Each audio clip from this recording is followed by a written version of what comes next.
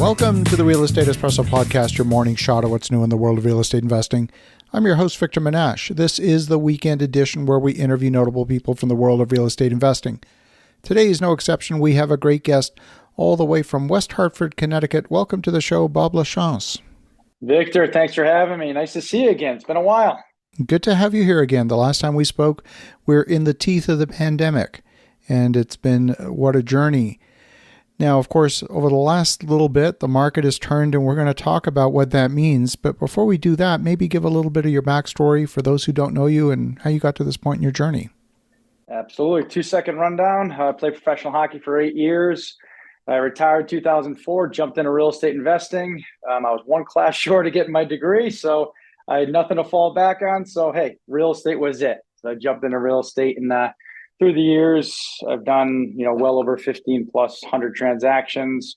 I've helped start a couple different education programs, and I now own an investment company that did 166 transactions last year and set to do 220 this coming year. And I also have a virtual assistant company where we're at about 1,000 virtual assistants nationwide, both on the real estate side and on the med side. So 2-second rundown. Fantastic. So if I think back to the great financial crisis, that period from 2008 to 2012, maybe 2013, there were a lot of folks learning how to use virtual assistants, learning how to find distressed properties and take advantage of that. And that feels like that's a skill set that's been somewhat forgotten over the last 4 or 5 years as we've gotten into these heady times, but maybe it's a skill set for folks to relearn once again. Yeah, it's interesting. I think back to those same times, right? Where, back in 04, 05, 06, everyone was jumping into real estate. It was really easy to make money. So same exact thing is, once, 08, 9, 10 hit, all the newer investors that never spent the time to invest and reinvest in education, really understanding the process, were out of the game. So I 100% agree. We're in that time right now. I'm seeing local investors just fall out of the game every single day because they didn't take the right time. They didn't educate themselves on the right systems and processes and how to really set up a business the correct way.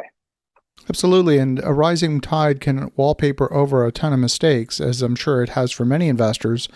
I've heard of many investors who had started value add deals over the last several months. Construction costs went up, delays, all the rest. They didn't get their value adds done, but rising rents wallpapered over all of it, and they were able to get out still with a decent return. Yep, I agree. And what's interesting about that? You look at different types of niches in real estate. I know we were talking about before we got on this about a land deal that you're doing, which is impressive. But you had to make a shift, and I think that's really important. Where, as a real estate investor, you have to understand multiple angles of real estate investing. Whether it's you're a rehabber, because if the market shifts and you're a rehabber, you're caught with those high rising costs. What do you do next? You could wholesale, you could wholetail, you could retail, you could do a bunch of other different things, buy and hold, et cetera, et cetera. And it's very important, I think, in this industry is to be able to shift in when one part gets very difficult, you got to be able to shift to the next to be a long-term investor. Absolutely. Now, a lot of folks that get into that side of the business that are looking to find deals, that are looking to maybe solicit for opportunities, they do take advantage, or they do hire virtual assistants. Now, This is one of those things that I've always had some misgivings about, to be quite frank, because you can often delegate work, but it's very difficult to delegate responsibility unless the skill set is high enough. You've got 1,000 in your team. How does that work? What are some of the processes that make people successful, and what are the situations where it doesn't work? As any investor or any business, you need leads in your business coming in, because it doesn't matter what industry you're in. If you don't have new leads coming in your business, you're going to be done, right? You're only going to be around for so long. So I'll just tell you a little bit of what we do in our office. We specifically use virtual assistants. Well, we use them for a number of things, but we have 5 cold callers. We have 4 text messengers. We have individuals that actually follow up with, we call them lead managers, 2 of those virtual assistants that are lead managers. We also have a couple of virtual assistants that take inbound leads. So the 3 channels that we use: cold calling, text messaging, and direct mail. Right now, that could change. We're looking at doing PPC, et cetera. But for the virtual assistant side, The reason why we focus on those areas is because those are the areas when you start looking at what minimum wage is. Right? I just pulled Mm. this up, and Connecticut alone is $14, California 15, Arizona 12.80. You go down the list of states that are over $12 an hour are ready for a full-time employee. Which, I mean, this as small business owners, you're on small. Your margins are sometimes tighter than when you're bigger. So when you start looking at those numbers and you start seeing exactly what tasks you could outsource, those are the best tasks: are cold calling, text message, the stuff that's going to drive you leads. Because the way I look at it as a business owner, my best use of my time is not going to be just cold calling someone or cold text something or direct to seller marketing. When I first started, I was door knocking from 10 a.m. to 3 p.m. every Monday through Friday. This is back in 2004. Luckily, we don't have to do that anymore, but it's a similarity of what I was doing then to what you can and we can outsource today.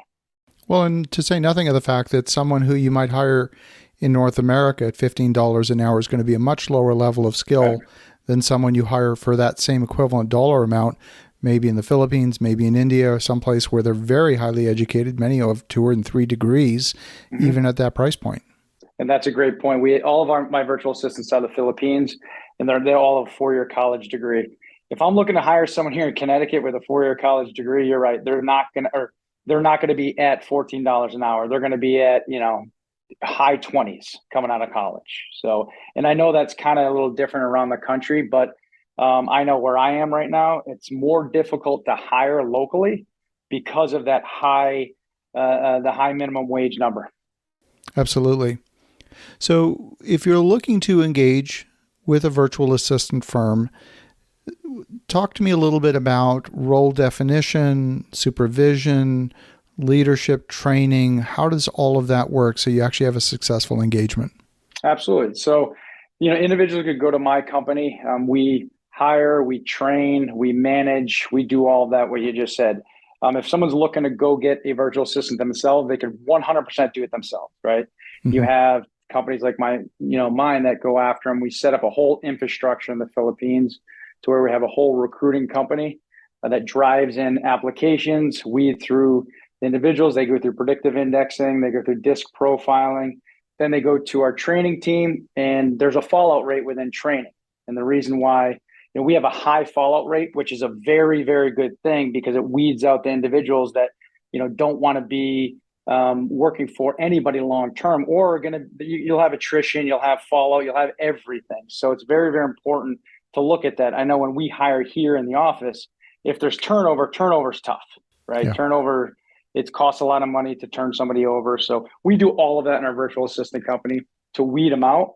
And then and once they go through the training and they pass, they go to our placements team. And then when we have an individual that is looking for, let's say, someone who is very good on the phones, then we go through the predictive index, the disc profiling, and we match them almost like Match.com. We put them together, and then they start. We also have a management team that oversees that relationship between the client and the virtual assistant.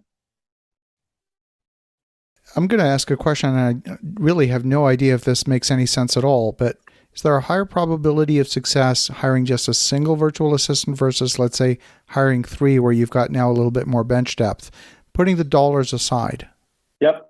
Well, very good question. And so what we do as a part-time and full-time, 20 hours a week, 4 hours a week. It all depends on what task you're doing. If you're talking about a cold caller, the more the better, right? Because it's just like here, if you hire someone in your office and you have 3 acquisition people, not all people are created the same, right? Sure. Let's call it what it doesn't matter where it is in the world.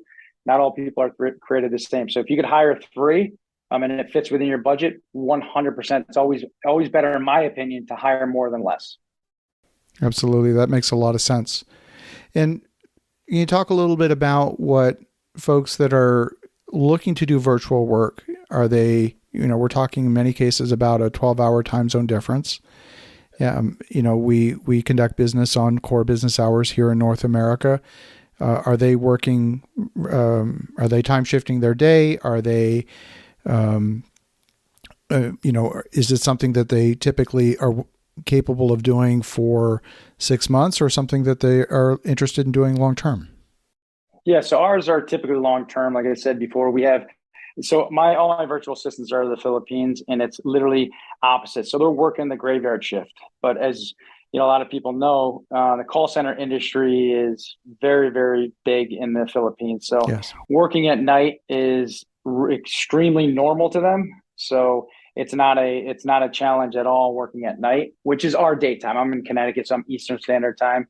And like I said, I have all of my virtual assistants. They check in on time. They give me a start of date report or a start of day report and an end of day report, and I go back and forth and interact with them throughout the day, just like they're literally in my office. Fabulous.